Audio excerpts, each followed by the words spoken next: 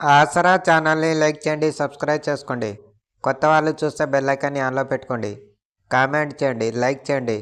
చాలామంది చూస్తున్నారు అని కామెంట్ చేయట్లేదు, లైక్ చేయట్లేదు. ప్లీజ్ ఫ్రెండ్స్ సబ్స్క్రైబ్ చేసుకోండి. ఆసరా ఛానల్ని కామెంట్ చేయండి, లైక్ చేయండి, సబ్స్క్రైబ్ చేసుకోండి. ప్లీజ్ సపోర్ట్ చేయండి ఛానల్. కూటమి ప్రభుత్వం అక్కడి ప్రజల కోసం 2 జియోలు విడుదల చేశారు. నిన్న ప్రభుత్వం నుంచి సాయం చేయాలని ప్రజలకు జియో విడుదల చేశారు 2.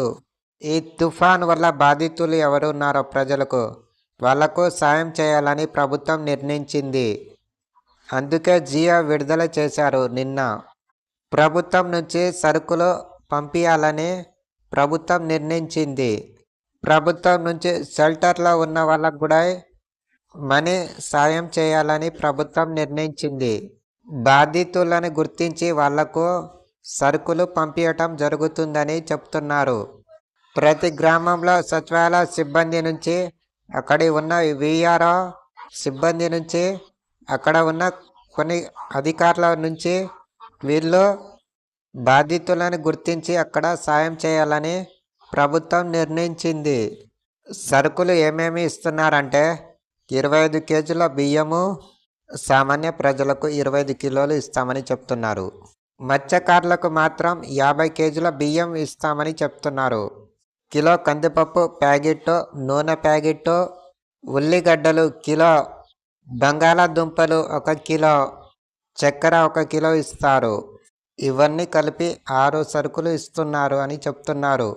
ఇంకా ప్రభుత్వం షెల్టర్లో ఉన్న వాళ్లకు మాత్రం డబ్బులు కూడా ఇస్తామని చెప్తున్నారు. ప్రభుత్వం నుంచి షెల్టర్లో ఉన్న వాళ్ళకు మాత్రం ఒక్కరికి మాత్రం 1000 రూపాయలు, 2 ఉంటే 2000, 3 ఉంటే 3000 ఇస్తామని చెప్తున్నారు. ఈ తుఫాను కారణం వల్ల ప్రజలు చాలా ఇబ్బంది పడుతున్నారని ప్రజలకు ఆలోచించి ప్రభుత్వం ఈ సాయం చేస్తున్నామని చెప్తున్నారు. ప్రజలకు ప్రభుత్వం మాత్రం, ఈ కూటమి ప్రభుత్వం ప్రజలకు ఇలా ఆదుకోవటం మాత్రం చాలా మంచి విషయం. ఎందుకంటే ప్రభుత్వం ప్రజలు ఇబ్బందిలో ఉన్నప్పుడు ప్రభుత్వం ఇలా డబ్బులు ఇవ్వటం, సరుకులు ఇవ్వటం చాలా మంచి విషయం అని చెబుతున్నారు. ఆసరా ఛానల్ని లైక్ చేయండి, సబ్స్క్రైబ్ చేసుకోండి. కొత్త వాళ్ళు చూస్తే బెల్ ఐకాన్ని ఆన్లో పెట్టుకోండి. Please like, subscribe.